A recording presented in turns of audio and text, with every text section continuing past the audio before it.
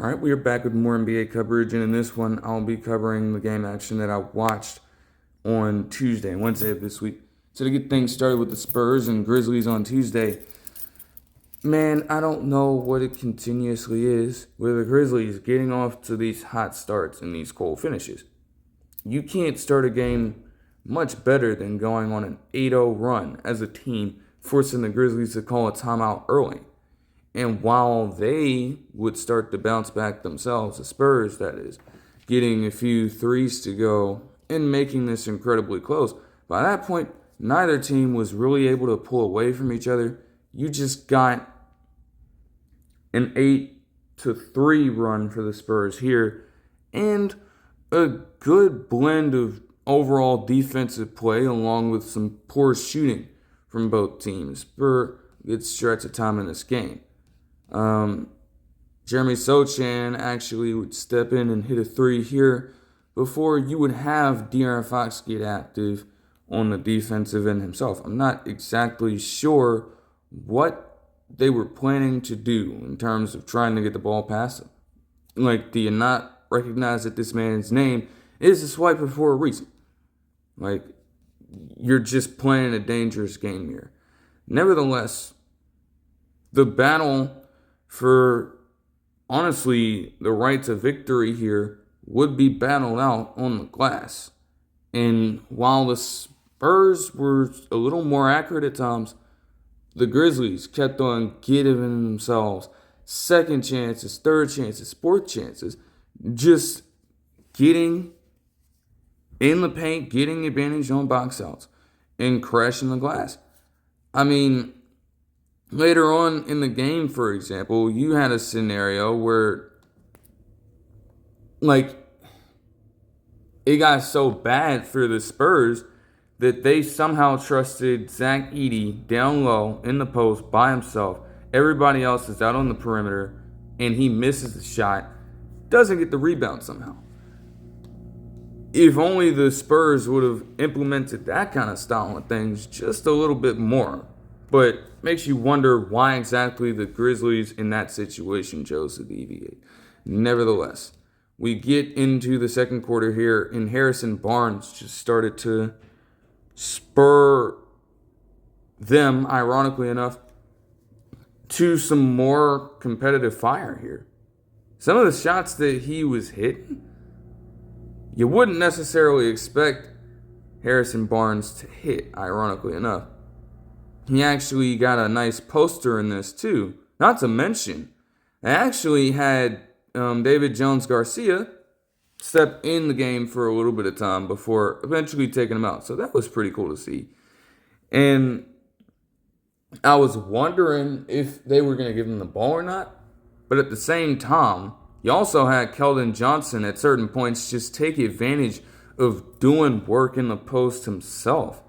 Like, yeah, he got an alley-oop bucket here, but a lot of his points just came from him taking physical advantage of people down low, spinning right off of them for easy shots at the cup. I didn't know he necessarily had that in his toolbox, but hey, so be it. Harrison Barnes would get this and one to give the Spurs the lead a little bit before we'd have a little bit of back and forth, and David Jones-Garcia, the G League scoring leader himself at a time, would add another bucket on the board. For whatever reason, Vince Williams Jr., even if he might not have been hitting a lot of shots, was all over the place himself for the Grizzlies. I mean, I really don't know how to describe it. Whether it was him facilitating to other guys, getting them open shots on the wings, calling his own number for some reason, or like the rest of the team, grabbing rebounds at will. He kind of stuffed the stat sheet a little bit by the end of this game in the weirdest way imaginable. Yet, the Spurs would have the 2-point advantage heading into the third quarter, where we just things got a little crazy and competitive. For one, Cedric Howard Cedric fucking Coward has absolutely been balling out for this Grizzlies team. Like, he has truly been a force. And they mentioned at the right time, too, that this is a person who worked his way all the way up from a D3 school, as I'm seeing here, Willamette, I believe. Worked his way all the way up from there, eventually getting to Washington State, becoming a first-round pick, and now making this kind of impact as a rookie on a Grizzlies team trying to regain its defensive identity. And he was certainly putting that all on display in the third quarter. Yes, he definitely went off offensively too. I'm not going to lie. Man had 11 fucking third quarter points, banging a couple of threes right in the faces of defenders, damn near unfazed, getting a fucking fadeaway jumper. Like, really? Okay. Like, he's got a lot of potential, and he's already, even though he was a part of the trade for sending away Jan Hansen to the Trailblazers, man, they are perfectly fine with having Cedric Howard right now. I can guarantee you that. They just kept it up on the boards and would not stop. Spurs had to take a little bit of a breather at this point. And it still wasn't over necessarily. You had Kentavious Caldwell-Pope of all people starting to hit some shots again. It's been a long time coming for the man since he was a feared 3-and-D player, but he's still serviceable enough to make things work.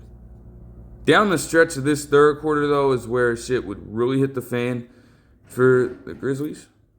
Like, yeah, the Grizzlies would go on a 7-2 run to close out the quarter, but not before Keldon Johnson, Devin Vassell, and De'Aaron Fox just went on an absolute fucking tear, especially towards the tail end of this fucking quarter. Like, De'Aaron Fox is out here legitimately doing what he does best in terms of taking people off the dribble with his speed and just making plays at the cup, getting in slashing lanes, and even hitting the occasional three-point. They could not stop that man in this third quarter. Not to mention, Keldon Johnson continued to keep it going with his low work in the post. And all of a sudden, you had the Spurs take a very brief advantage in this one, with De'Aaron Fox having 16 points in the fucking third quarter himself. So it was an all-out battle. But again, the fortunes would change only if they were able to control a few more possessions and steal some away from the Grizzlies. Because at that point, all of these second chance opportunities were just buying them time. They weren't necessarily hitting all of their shots so well enough to really blow this game out of the water. But at the very least, you had Cedric Howard keep it going. De'Aaron Fox would not let up, though. And while other teammates would eventually take over, it would be the Spurs defense in this fourth quarter to get the job done. Because for all the rebounds that they could control and get their hands on, now the Grizzlies reached a point where they could not hit anything for a while. Like, yeah, they got a few buckets here. Don't get me wrong. But they just continued to stall out drive after drive after drive. Even with shots that seemed relatively easy to hit, nothing was falling for them. And it allowed the Spurs to creep back in this game slowly but surely. Harrison Barnes would punctuate that, getting a fucking dunk. And you still had a relative back and forth. But eventually, we reached a point where it got in clutch time. Cedric Howard, through all of this, would give them a three-pointer right back to give them a small lead. From that timeout on, with around 3 minutes left, it was all Spurs. And I mean all Spurs. We're talking about an 11-0 run in the final 3 minutes and 13 seconds of the game. After this very same team started off with an 8-0 run to open the game. You see what the fuck I'm talking about? Like, that doesn't make any sense. It's Harrison Barnes single-handedly going on a 7-point run himself. Keldon Johnson got in another fucking layup. And then to punctuate the fucking dagger, man, you had De'Aaron Fox. Yes, he has a tremendous vertical. He doesn't always dunk it, but he's always been able to bounce like that. Still, he fucking hammered down a windmill dunk to cap off the game and give the Spurs an 111-101 victory against the Grizzlies on Tuesday night. And that crowd got as loud as ever, as loud as they possibly could have in that moment. Like, they battled that much just to get back in it, and they completely took it over by the end. The game was that close. That close. And at the worst possible moment, they cratered into such a weak condition. And it's like, that's just not, that's never going to be conducive to winning any game. But I mean, you have the Grizzlies is one of the teams on the lower end in the Western Conference right now. So this is merely a reflection of that, I suppose. You got to be able to finish out games in those situations.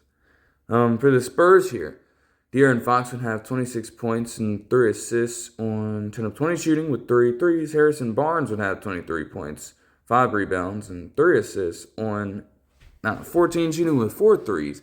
And Keldon Johnson had 18 points off the bench along with 7 rebounds on 8 of 15 shooting. As for the Grizzlies, Cedric Coward had 19 points and 11 rebounds on 7 of 15 shooting with 5 threes, while Jaren Jackson Jr. had 18 points and 6 rebounds. Again, how are you being out-rebounded by him? On 8 of 20 shooting. Cam Spencer also added 15 points and 3 assists off the bench on 6 of 10 shooting with 3 threes. And Vince Williams Jr. had 14 points, 9 rebounds, and 9 assists with a single turnover on 5 of 13 shooting. I mean, seriously, if you're the Grizzlies, man, like, you had 17 more shots but couldn't hit them down the stretch. And you had 21 offensive rebounds compared to just 4 on the Spurs end. So controlling the glass, even saying that is an understatement, and you still, at the worst possible moment, just completely flip out of the game plan. It's like, that's gotta be rough if you're a Grizzlies fan watching that in real time. Like, that, by and large, should grant you a victory, and you end up not even getting close enough towards the tail end to do it. That's just criminal, man. Okay. Moving on to the Suns versus the Trailblazers for the nightcap. And one that I was definitely interested in tuning into without having watched the Trailblazers live all season just yet. Still, they are a team that shows tremendous promise.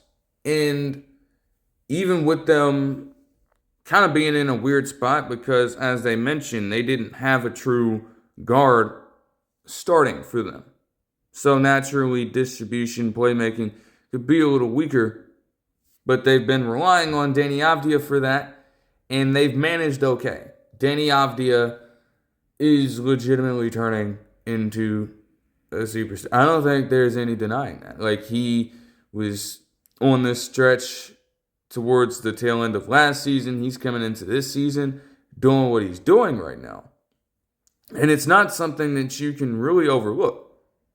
Yes, This is a man who has had stops with the Wizards and now the Trailblazers. So they're not teams that are generally going to get a lot of attention. But he's putting in the work, and eventually it'll definitely come through for him. But still, they had this game in front of them to tend to. It did not start out the greatest for the Blazers. They had a lead for a second. But with the Suns being able to control the paint and also get out in transition on a few possessions here, you had them go on a 14-2 run. Still, that would not be enough to completely keep the Blazers down. The Suns did a decent job throughout the entire game of limiting Deni Avdia's impact. But while they would get some good, steady work from Shaedon Sharpe, they would also get a pretty good quarter out of an unlikely source in Caleb Love, the former college player at both North Carolina and Arizona. All those damn Arizona games I watched last season. And again, they told you time and time again when he stepped on the court, he's a streaky shooter. But once he reaches those highs, he is not a player that you can leave open and that you can give easy shots. And what did the man do? Came out with an 11-point first quarter. Just tearing up the fucking defense by himself. And somehow, some way, finding a way to keep the Blazers in this thing. Like, they were only down by 3 points despite the Suns having that little advantage for a time. So, okay, like if you're getting that from Caleb Love out of the quarter and you're keeping it close, I mean, anything can still happen at this point. I don't know. The Blazers themselves would have one of the most interesting possessions at this time. I just, like, that was one thing for the Blazers that would kind of help them on a few of these possessions here as well. Like, you literally have Deni Avdija missing this shot, and Donovan Clingan gets the rebound, misses his own putback. Then you have a different scenario where they are just scrambling for the ball the entire time. Nobody can get a bucket to save their lives. And yet, somehow, some way, I believe it's Shaedon Sharpe that eventually produces this score here. That kind of madness is just something you can't necessarily make up if you try. But it was keeping them in the fight. Man, still defensively, they had some issues. Like, I don't know, the amount of paint shots that they allowed was kind of weird. Like, for instance, Robert Williams III, I guess, was kind of in a zone watching said area, and he just allows a player to have as much room as possible to get off a shot. I don't know what exactly that was about, but fine. The Suns would also give Rasheer Fleming, the rookie out of St. John's. I don't know why they said St. Joseph's, St. John's. Some burn. And he, coming into the draft, was seen as more of a defensive player. Oh, well, he did play for St. Joseph's. Oh, yeah, all right. Nevertheless, he's known as a defensive guy. And, I mean, they just kept that up as soon as he got in. That didn't really change at all. The Suns, also, the way in which they approached this game prior to the 2-minute mark, they gave themselves an 11-point lead with Devin Booker drawing an and one on Tamani Kamara, who by this point still had been held scoreless, interestingly enough. Nevertheless, the Blazers would respond immediately, trying their absolute best to rally back.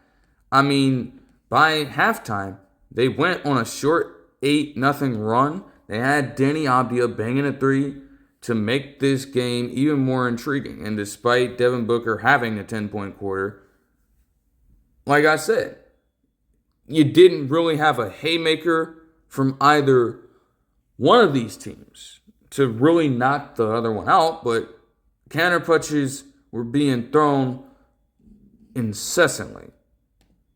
And something would have to give in the third quarter. Something absolutely gave. Something absolutely gave. Like, when I tell you that the Suns started this out with a 16-2 run, simply just getting everybody on the team involved, okay? Having multiple players hit key shots. Even Ryan Dunn, which, he rarely does, made a fucking three-pointer. So what does that tell you?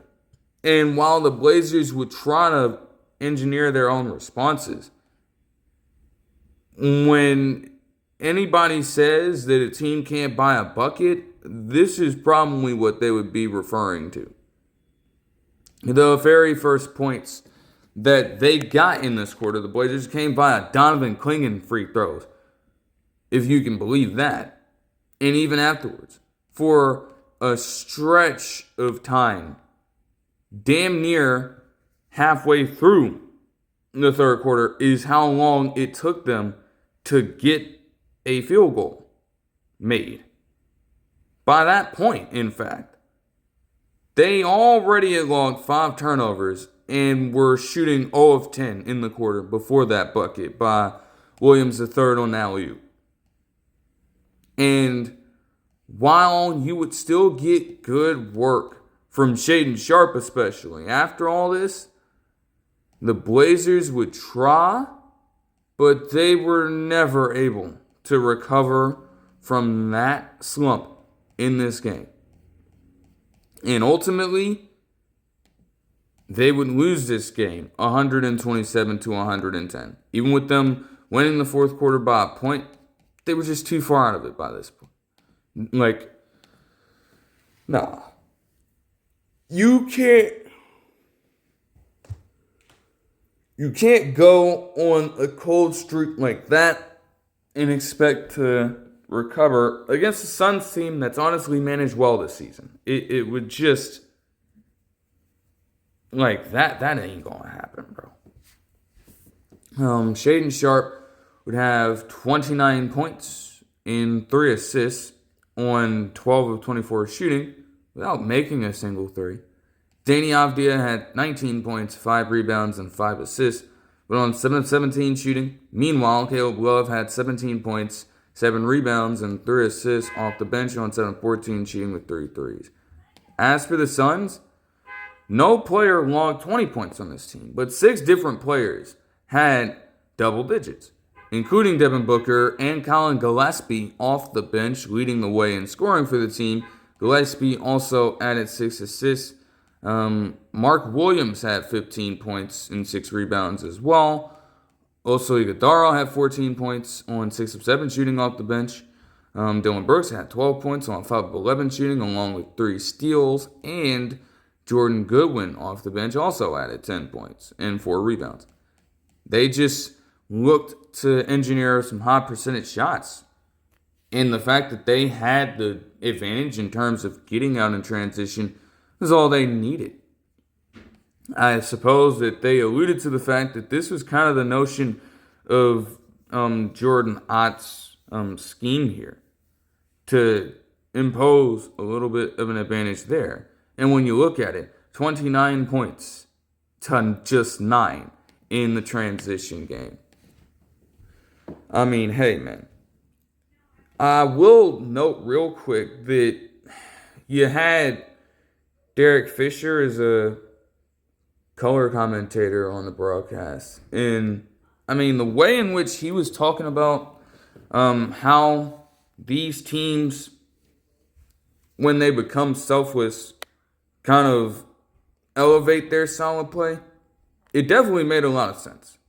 I mean, we all recognize that, the Suns of last year and a few years before, they had the talent. They had the talent. But what did we hear all the time about the dynamic between Devin Booker, Kevin Durant, and Bradley Beal? in a way, everyone was out there for themselves and not necessarily worried about playing for every single man around there. You could argue that from a coaching perspective, it was kind of the same thing. You're just simply going out there trying to save your own ass instead of truly helping the team grow and flourish as a unit.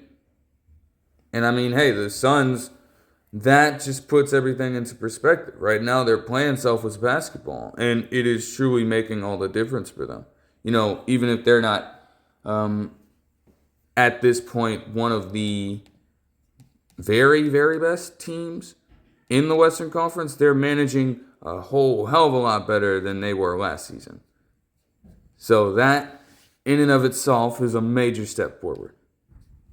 All right. Moving on to the Wednesday action and starting out ever so briefly with Rockets and Cavs, because while I did see that this was somewhat of a close game, I actually did not get a chance to really watch everything live up until the tail end of the fourth quarter. But to my surprise, Aaron Holiday in clutch time was getting a fucking and one to go. Somehow, some way. After Amen Thompson had previously gotten out of pass in transition. Can you believe that this man had 16 fourth quarter points? That just sounds completely wild. Even with the Rockets having a 10, 11 point advantage here, this game was far from over. And Donovan Mitchell, along with getting some work into Jared Allen and others, would make sure of that. Like, the man, even as he's progressively getting, up there. Well, I'm not going to say up there. Like, he's right in his prime. And the fact that he is still making split cuts in between defenders, like the one he pulled off here, just sharp as hell, splitting the fucking defense and getting in a fucking layup at the rim. Before you knew it as well, DeAndre Hunter would get himself in on the action, giving himself a 5-point personal run to make this a 6-point ball game. But as things would continue to get ever so close to the end of the game, it would be Alperen Sengun to close it out.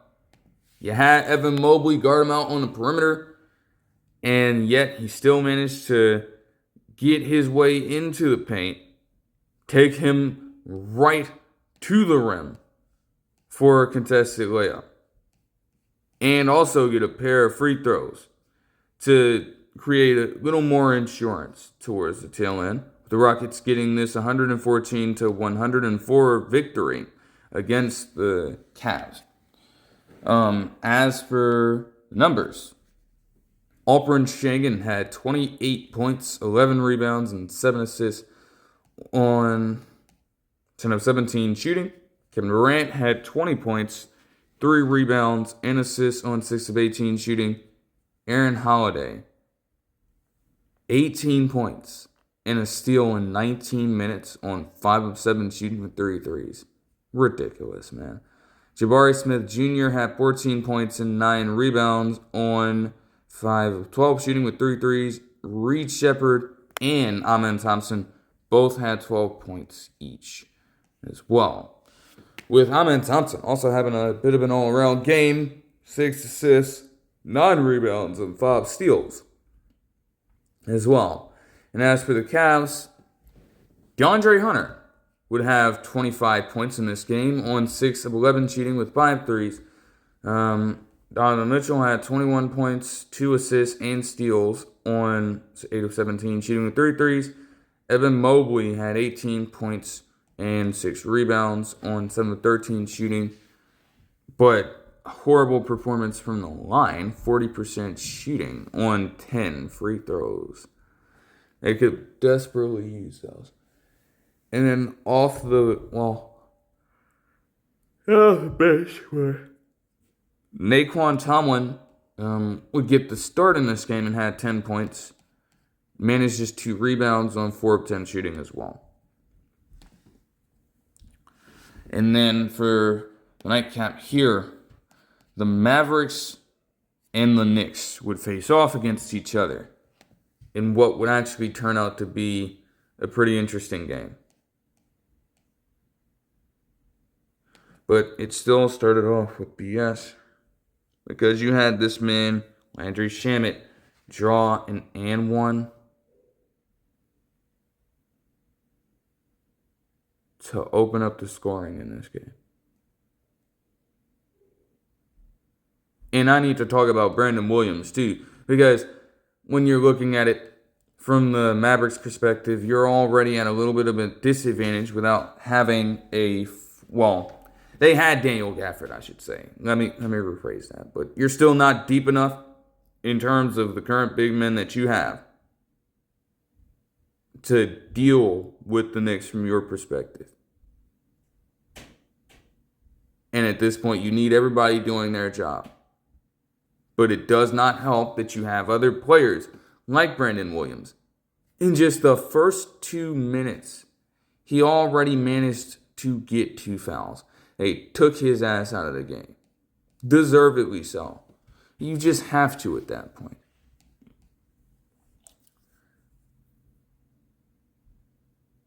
But hey, with Derek Lively II coming back, they could give themselves a bit of a chance. Already coming out here, Landry Shamet tried that weak shit again. He blocked the fuck out of him. Blocked the absolute fuck out of him.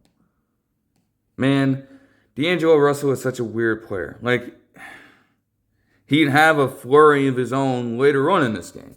But as he said as well, he just plays basketball and moves around like he's drunk. It's so deceiving because he has a bit of an arsenal, I should say, in terms of moves and things like that, but he just constantly slows himself down. And it looks really fucking weird and funky. But I guess if it works for him at this point, fine. Okay. Klay Thompson is not washed. Shut the fuck up.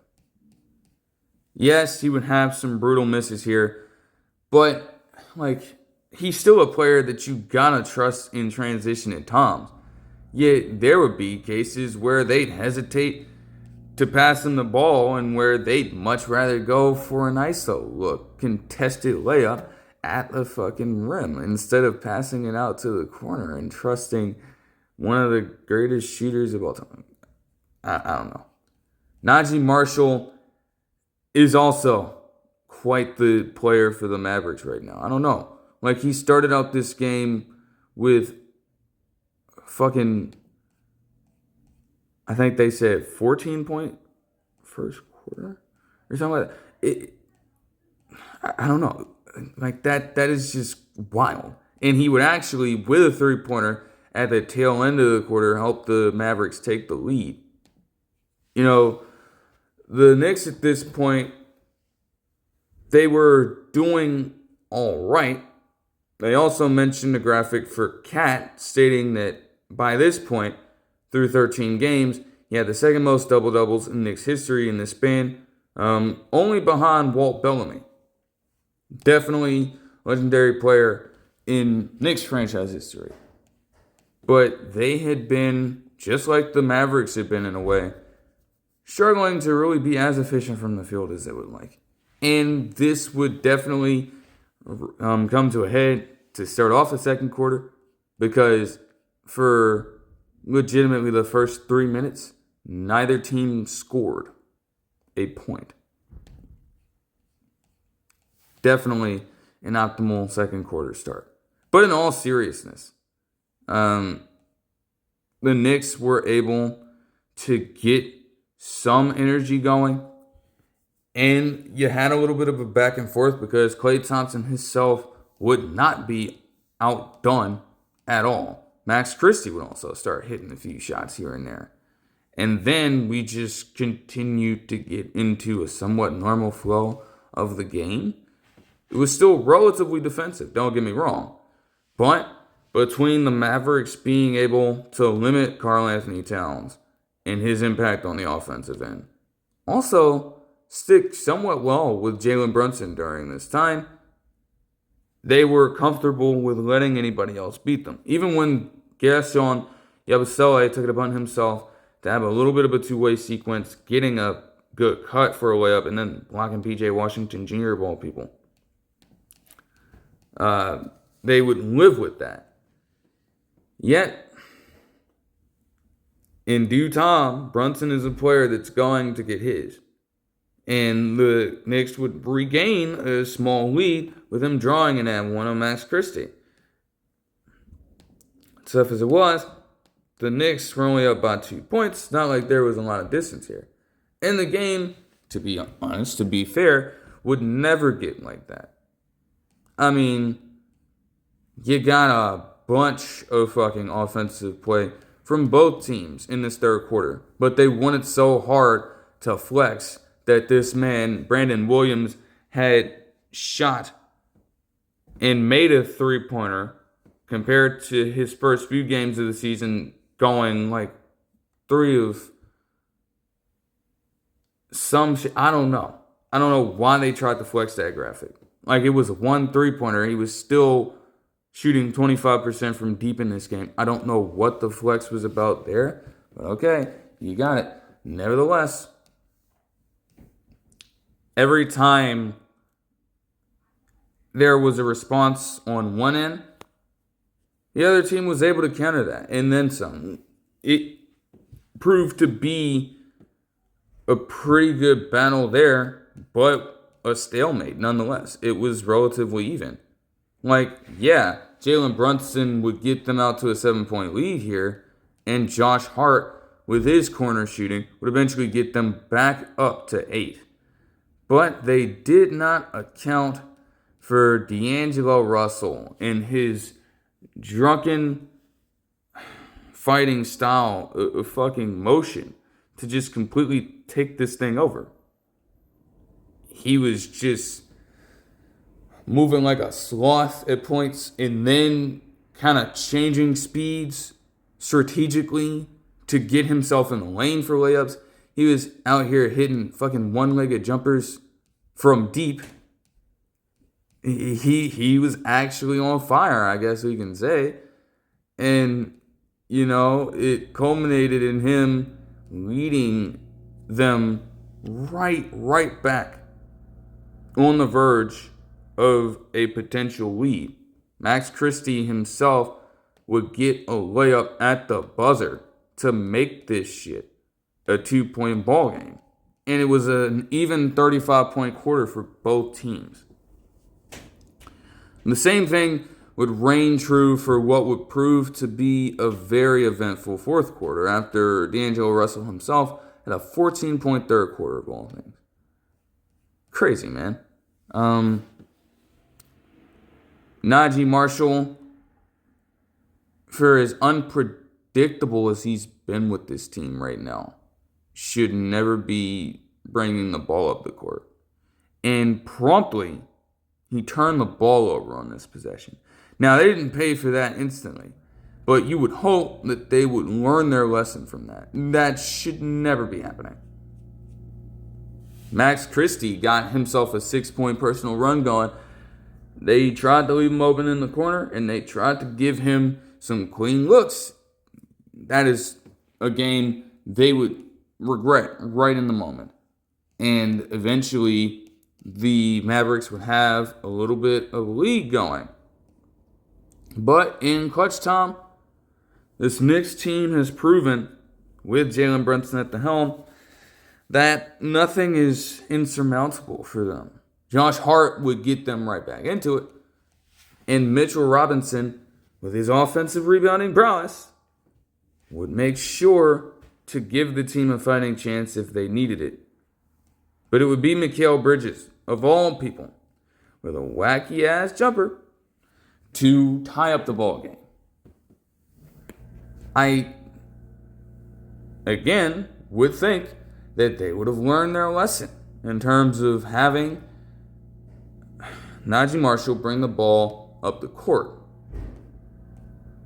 Eventually, we're down inside a minute, and he's trying to ISO ball. He's trying so hard, in fact, that he turned the fucking ball over, loses the dribble completely, and gets his pockets picked. And then Landry Shamet, of all people, who had not really contributed all that much since that first score, in fact, made his first three of the night on a corner shot to give them a 1-point lead. And then to add even more insult to injury, after Daniel Gafford would hold up very well in terms of rim protection on Josh Hart, ball got kicked right back out to him, and he hit another one to give them a 3-point lead. It felt like the Knicks had the full-on advantage for a second. And once they fouled Landry Shamet, one would believe that this was over. I mean, Shamet has been a fairly good free throw shooter by this point in his career. So you're not expecting him to miss at all. He misses the first one, though. And at that point, if you're the Mavericks, you're still trying to game plan for a few things here. Okay, he missed one. We can work with that a little bit, but you would still need a quick score and potentially another foul. But okay, as everyone awaits the next free throw, Shamet has it fall off the back of the rim. And all of a sudden, he missed both. Mavericks are down by just 3.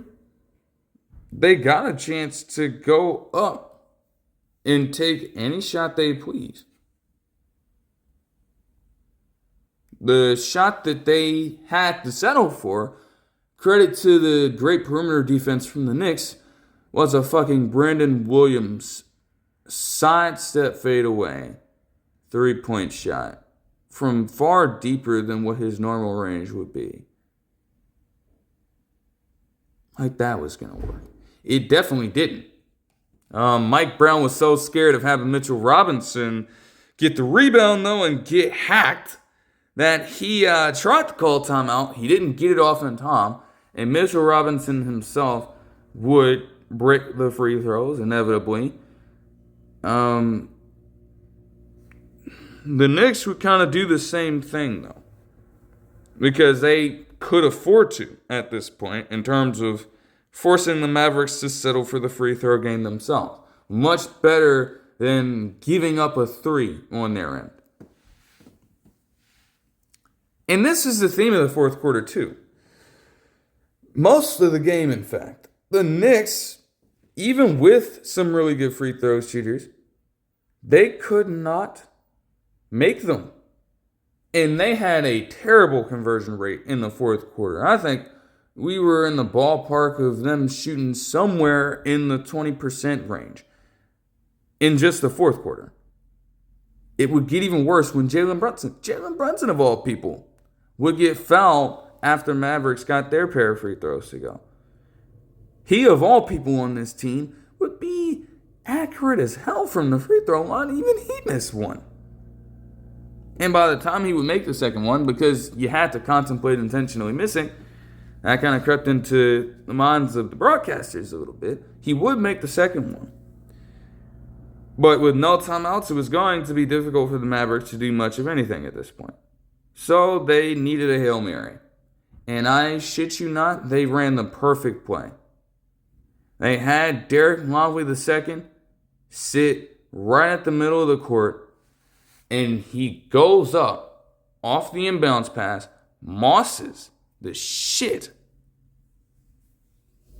out of a New York Knick, gets a fucking chuck of a pass over to a speeding Brandon Williams, and he's got daylight. Landry Shamet's on him, but he makes a little bit of a move. He gets at the rim, and he gets the fucking layup. He goes in, the crowd's on their feet, hyping him up, and then they blow the whistle. But your spirits are still high. Maybe it's an and one, and you win the game. No. Because upon further review instantly, they determined that Brandon Williams used his other arm to hook Landry Shamet away from the action, and that's how he was able to get the contortion to get the layup over there. Ruled in an offensive foul, and pretty down to the wire game. But it definitely did not end in the way that the Mavericks would want it, losing to the Knicks 113 to 111 on what could have been a pretty good final shot. If only you didn't try to hook the man. Like, that's all you had to do. If you just go, like, granted, Shamet, the way he's playing him, he's kind of got his body shifted over to him laterally. You're not trying to give that up, per se. Still, I'd much rather you just get him off that kind of stance, or get him out of it. Break that kind of pressure simply by stepping back, maybe take a two-pointer in terms of a jumper. Don't settle for the layup. If you stop on a dime, I can guarantee you his momentum is still going to keep him far away enough from you in that moment to maybe get off a good look and potentially make that. But no, you had to try to sell a call. Crazy, man. Okay, for the numbers, Jalen Brunson had 28 points and 5 assists in 35 minutes and on 11 of 23 shooting. Karl-Anthony Towns had 18 points and 14 rebounds, along with 6 assists and 2 steals on 6 of 16 shooting. Mikal Bridges had 16 points and 6 assists, along with 5 rebounds on 7 of 13 shooting. And Josh Hart off the bench had 16 points, 10 rebounds, and 5 assists on 5 of 10 shooting with 3 threes. Deuce McBride also added 11 points and 3 threes off the bench as well. As for the Mavericks, I mean, they still should be proud of the fact that they hung in this game the whole way. But,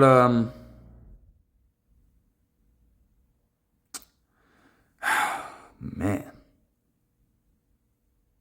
Tough way to go out. Max Christie in this game had 15 points and 7 rebounds on 5 of 10 shooting with 3 threes. But it would be their bench efforts. Tremendous work, in some limited minutes for a few players off of this specific team. I mean, D'Angelo Russell and Najee Marshall both gave you 23 points and 5 rebounds. And D'Angelo Russell also added 7 assists. They both shot very well. But when the time came, they could not make the plays that counted. Klay Thompson had 13 points and 2 rebounds and assists on 5 of 11 shooting with 3 threes. And Jaden Hardy also added 11 points off the bench, albeit in a pretty sloppy manner. Also, P.J. Washington Jr., while he would have 10 rebounds in this game, he also shot just 1 of 12 from the field. Like, damn. Like, okay. Alright, but that'll do it for this one. In terms of the game action, I should say. Because there are a few developments here of varying importance. And I guess now would be a good time for me to address just a little bit about the situation that has obviously been looming for quite some time.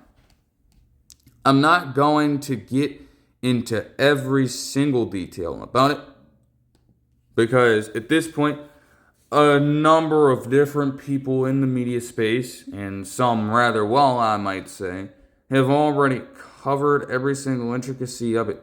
But from my perspective, when it comes to the entire gambling investigation in the NBA, the entire thing is just BS. And it is progressively getting worse and worse and worse and worse for the league every single day. Yet they want to keep promoting gambling. They want to keep on doing it. And you are actively in a situation where how bad it's progressively gotten, you are being summoned by fucking Congress.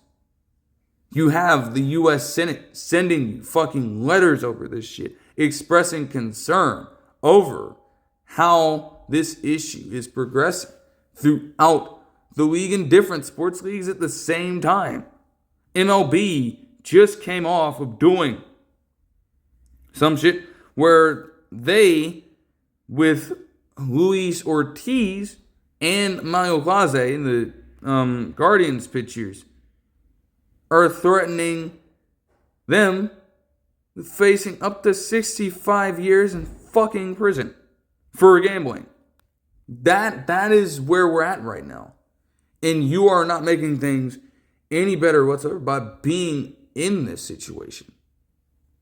As everybody's been asking the whole time, especially when it comes to the Terry Rozier, the third thing, they still want to understand why is it that you had an investigation on the man. They definitely did their own work, but somehow you overlooked a shit ton of information and still allowed him to go back out there and play when all it took was one investigation, one long-standing, I might add, investigation for the FBI to determine that they have enough on Terry Rozier III to do that shit to him last month. Or at least earlier in the season, if we want to approach it from that perspective. And it goes a little deeper than you think. Like initially, in terms of the games that took place, there were more teams that were mentioned besides the initial few that you would expect. Because the Hornets, Raptors, Pelicans, and Lakers, in terms of games there, were also involved. In terms of, I guess, different people being tipped off about injury reports and things like that of different players, which is where Damon Jones comes into play. Keep in mind that the situations involving Billups and Jones are far different and of a different umbrella than Terry Rozier III is. Two separate cases here, but they're all under a similar investigation. Like, what kind of stuff is this from Jones? A person who has apparently been a friend of LeBron James for this much time, going out, and potentially, when you think about it, because like it just still blows my mind that you are making all this money and you still think it a good idea to get yourself involved in this kind of scheme with Jones tipping off like other people about your own friend per se. Generally, that could be compromising. And then not to mention, in Jones's case, along with Rozier's, and in the Chauncey Billups one as well, you are actively working with and being somewhat of a front man for the mafia. The fucking mafia, dude. Like, my thing on it the whole time has been, man, you got families to take care of. You got a number of other things to be handling in your own life. You're already making a lot of wealth. And rather than use that for some form of good and truly purposeful thing in your own life, you are working with the fucking mafia in an attempt to try to get even more. Like, it makes no sense. Why the fuck do you need to do that? Why? There's no reason for it. And again, to this point, while there hasn't been a direct update on that per se, there were many more people arrested at the time of this thing. So I guess there are still points of time in which other names could be released. And it would just continue to chip away at the integrity of the NBA. Because obviously, there have been many situations that have already challenged it.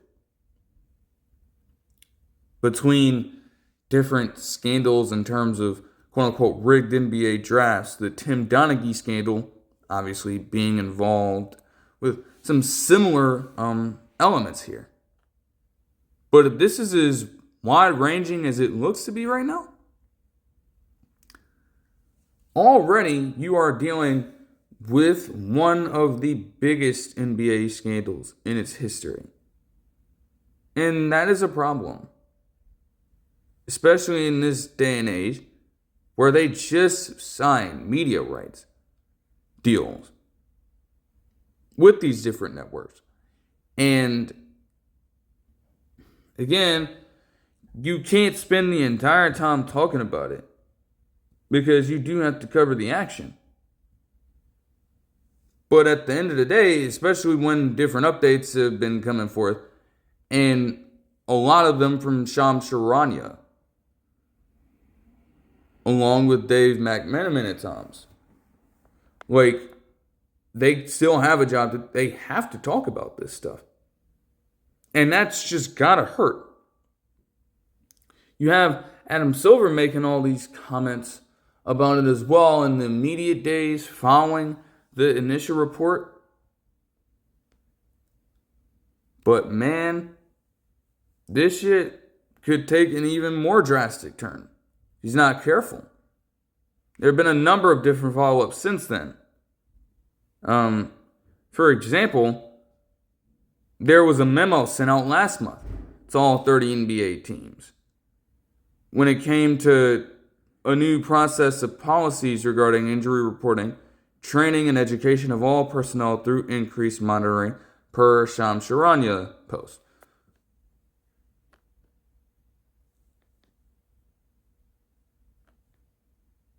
Because all of this stuff is kind of backlogged, per se. It's not like all of the events that have been outlined in this specific documentation have taken place in just this year. No, we're going back a few years through a specific set time in between a few months or so where all of these things allegedly happened. You don't need any more trouble on your hands just piling up stuff on top of one another by committing to this BS. So if you can stop the bleeding while you can, this is a way to do it. A different follow-up that I didn't have here would involve Damon Jones. He would actually plead not guilty. Of course he would. You're not going to willingly admit to this. Especially in cases where a plea doesn't guarantee you a lesser sentence. You're not going to take that. Let's just be perfectly honest with ourselves. It's crazy from Jamin Jones' perspective. Still, it's like, dude, that's supposed to be your boy. You are compromising sensitive information about him. It's like, dude, what the come on, bro. That's just wild shit to me. But yeah, as he gets closer and closer to facing his own music, that's the decision he made. It is what it is. We have a different pair of follow-ups from Shams Charania this week, in fact. So, to first look at another, I guess, statement from the NBA, or at least another method from them, definitely goes along with what will typically happen when you have cases like these trying to use a bevy of evidence. And, hey, personal possessions and things like that are definitely going to be off the table in the hands of different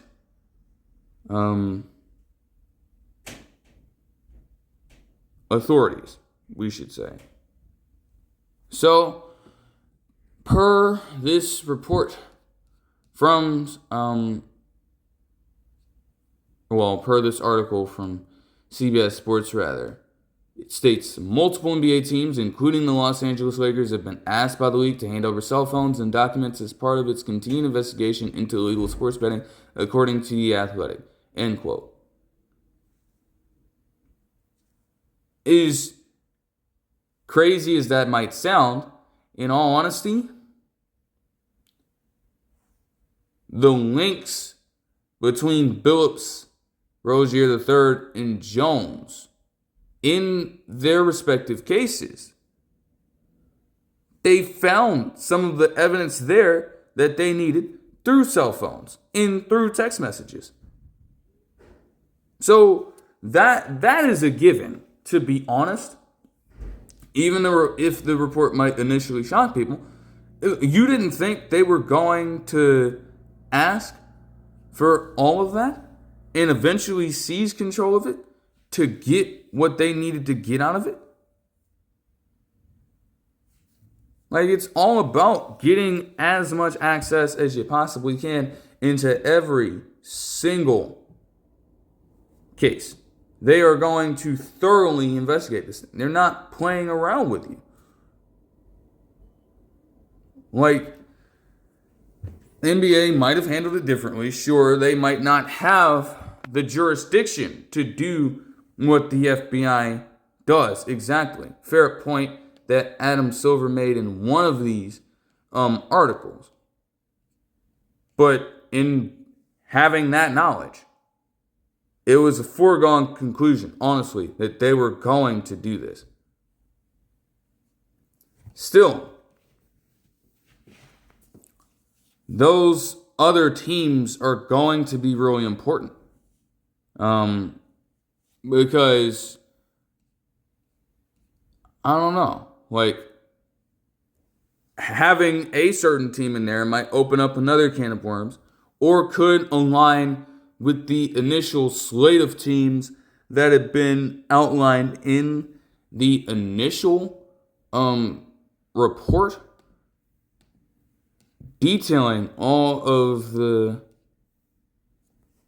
I guess,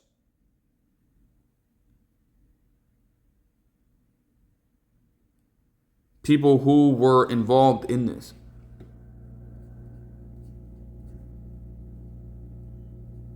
Right. Like, they have a ton of different people who they are looking at. But again, they aren't necessarily people who were named in an indictment at this point. One of the original ones. Still, you have to do your due diligence here. So, as this quote states from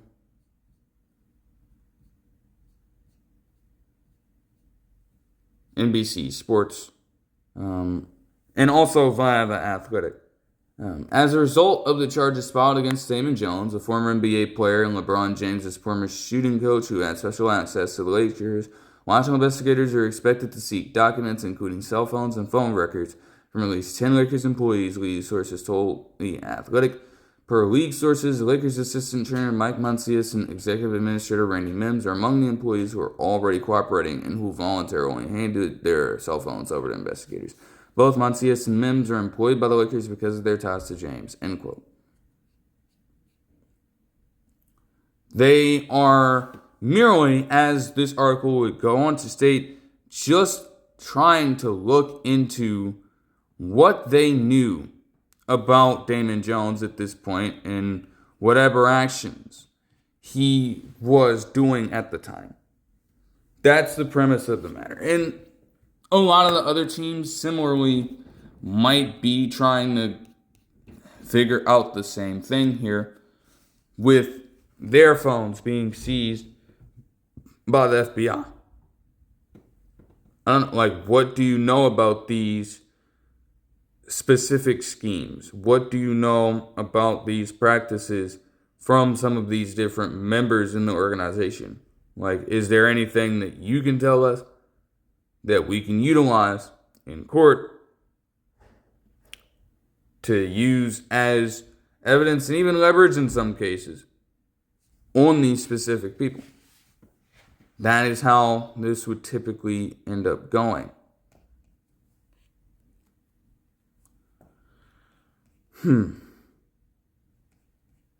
Man.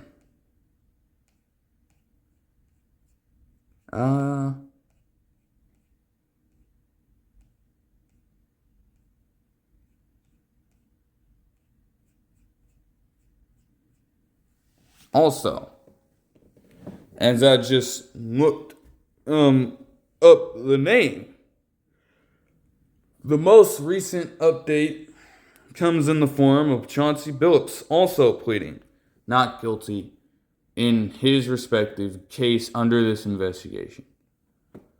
Both of their court dates, as this here, are coming up. Happy Thanksgiving, I guess. Ain't that some shit? So that is all I have to say about it for now.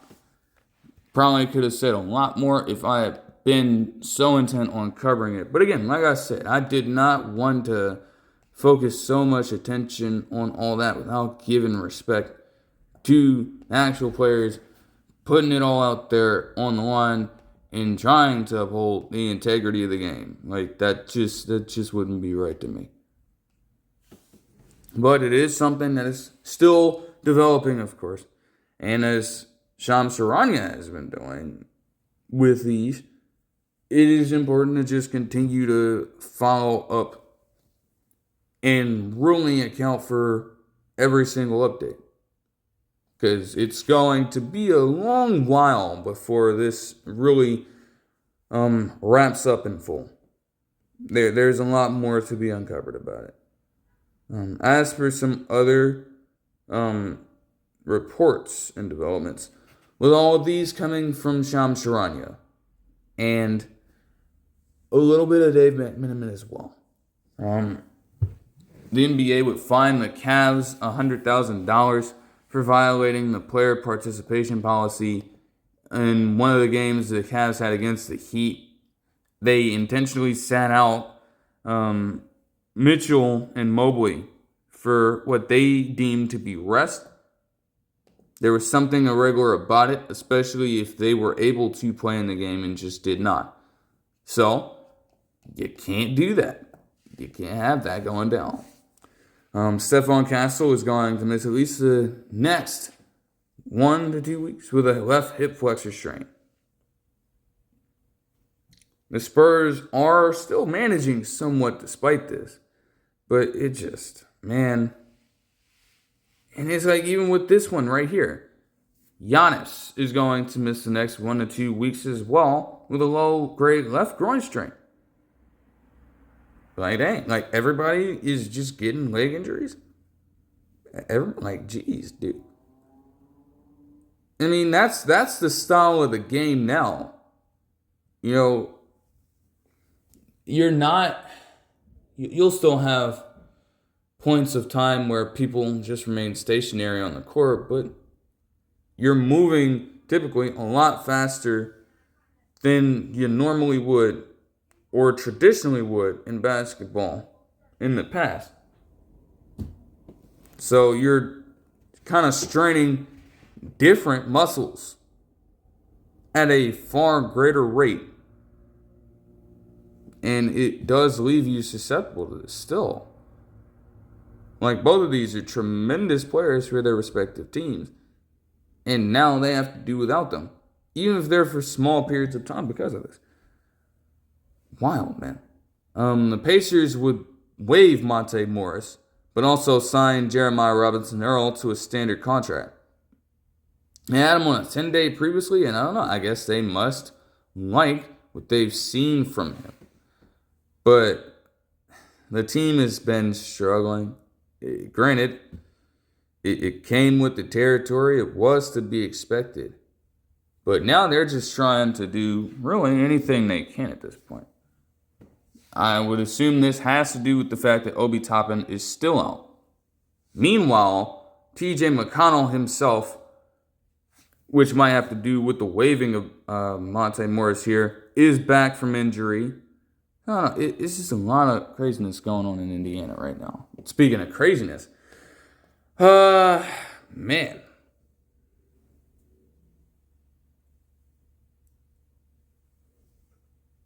I suppose that something like this was always possible, but for it to happen so suddenly, it just kind of sends a really weird message to me, especially as I've read through this a little earlier. But per report from Shams Charania on Thursday, as this article from ESPN states, the Los Angeles Lakers are reorganizing their basketball operations department and have hired executives Joey and Jesse Buss from their respective front office positions, effective immediately, the brothers told ESPN's Sean Charania on Thursday. End quote. Seriously? Seriously.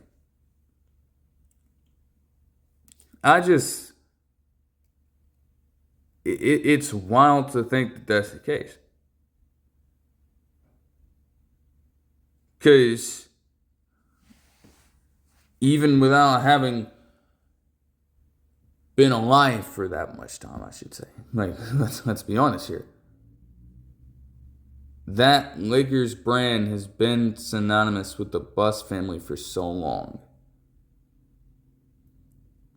And to just have them be fired immediately, the brothers themselves told him. So what exactly was the context here? Was this really a mutual thing? I don't know. Did this come without warning? I don't know. It was just way too sudden. And it's like, yeah, those brothers are the younger ones in the family, but you still gotta, like, come on. If this is what I'm thinking, you gotta have some more respect with them than that. Like, dude, man, it's a weird situation. It's a weird situation. Like, even crazier when you think about it, if I can, because, like, let's not deny that, again, something like this could have been on the verge of happening. As this quote states right here, there was always an expectation that Mark Walter would revitalize the scouting department, the behind-the-scenes roles, NBA reporter Mark Medina said. Mark Walters is now making the majority of the decisions, so even if Jeanie Buss is part of some of the day-to-day operations, it's not the same dynamic as it once was. End quote. That was going to be a given. You know, we've seen what Walter has done with the Dodgers and how hands-on he has been there, giving motherfuckers the bread to come to the organization and what he's done with that Dodgers team since then. Like, the Lakers, for as prestigious as the name is, the true appeal has lost its luster over the past few seasons. It has. And Walter, with him buying this, you best believe if he's investing as much money in this as he is, he's going to want to be as active in the organization as possible. And I will say that I would much rather have that in an owner than getting someone in there who doesn't know shit about the sport doesn't know how to make timely and smart decisions in terms of the management that they acquire, and eventually having those people make good roster decisions. And truly caring about what they're investing in. Because you've had owners over the years, not to throw shade, but they went after Bucks owner Mark Lazary, for instance, if I'm not mistaken, for just putting the money out there, saying you own the team, just to say you own the team. Have it as a potential tax write-off. And you don't genuinely give a shit about what's happening there. Because that's worse. That's way worse. You at least give yourself a fighting chance when you have an owner truly investing their time and energy in trying to improve an organization for the better. And like Walter has shown that, hey, he can be trusted to do that as long as you stick with the process. But it comes at a great cost for that family. Even with that being said, even with all that being said, though, there's still another component to it. I don't know who exactly they're replacing in these positions for one, but it's worth noting that as this quote states right here, Joey Buss's specific role was alternate governor and vice president of research and development, and Jesse Buss was the Lakers' assistant general manager, end quote. So what exactly would be the move in terms of making a new hire there? I'm not sure. They haven't come out with that information yet, but it would be interesting to see. Seriously, we're a component in this because the family dynamic has just been terrible. Now, you can't correlate that, obviously, with Jerry Buss's passing in 2013. But the fact that they had this statement, let me see. They have it on the ESPN article too, but I'll look at this from the Clutch Points article.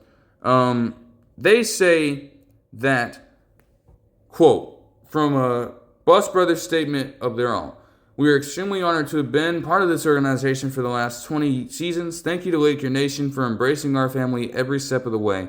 We wish things could be different with the way our time ended with the team. At times like this, we wish we could ask our dad what he would think about it all," they said, per Sharanya, end quote. That's what they ended off with. And that's not for no reason. Because they do still hold a minority stake in the franchise. But they are not the only ones who have been seemingly getting the short end of the stick in terms of association with the team. And I'm not anywhere near the situation, but even looking at this from afar and seeing how it's kind of gone over the past decade and some change, man, I don't think there's any denying that whatever connection or lack thereof Jeannie Buss has with the entire thing is a little weird at this point. It very, very much gotten out of hand. Very much. Because it's one thing to want to try to honor your father in the right way and work collectively with your other relatives to try to keep the ship steering in a good direction. And while on court, it hasn't always been that way. Off the court, it has been damn near like fighting tooth and nail with some of these other family members in the bus circle here to try to reason at times with Jeannie Buss, because it feels like she wants to have the spotlight for herself at this point. I mean, if nothing else tells you this, the ESPN article states that, quote, she also had a public falling out with her older brothers in 2017 after she removed Jim as president of the Lakers basketball operations and replaced him with Magic Johnson. A week after that removal, Johnny, her other brother, and Jim called for an emergency meeting of the Lakers shareholders to elect a new board of directors, prompting Jeannie's lawyers to file a temporary restraining order against the elder brothers in Los Angeles Superior Court.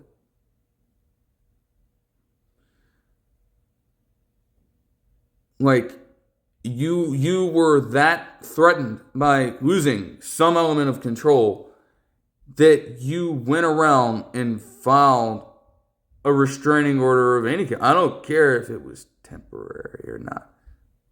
You're doing that against your own flesh and blood. That's pretty ugly in and of itself. And I'm sure there's even way more to it than I would have to hear about in other forms. But it's like, dude, huh? There's no way. And even then, even with the constant realignment that Mark Walter is committing to at this point, there is still not really a guarantee that anyone who remains there is going to have a good amount of say in the decision making. But even just being there compared to everyone else seems to be enough for her. As this says, and as the ESPN article also states, Jeannie Buss is still the governor of the team. Still there. While damn near every other member of her family that has had direct organizational connection as members there at some point in time are no longer. What the fuck does that tell you? Just highly, highly suspicious stuff. And I don't know. Like, at this point, who am I to really say anything? But at the same time, dude, that shit just sounds incredibly fucked up. It truly does. And it might not change a whole bunch for Jeannie Buss at this point. They said she was like 64 years old or something. That might not change much. But all that shit going on behind the scenes with this in mind could probably prove to be a disaster class on just how to not manage a fucking inheritance of any damn franchise. Fuck sports. Like, you can't operate that way, man.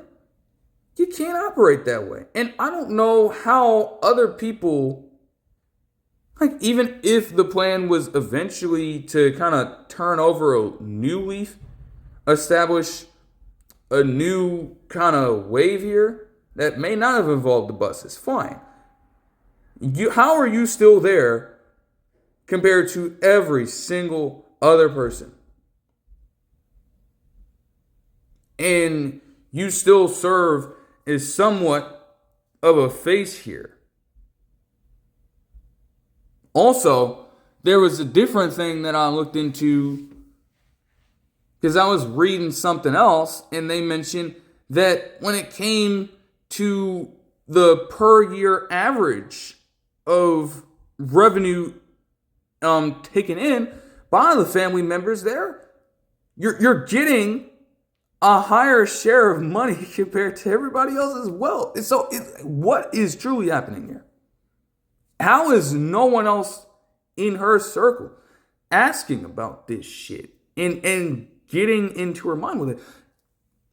Or again, is she cutting every single one of these people off because she understands that what she's doing, there are definitely some problems with that?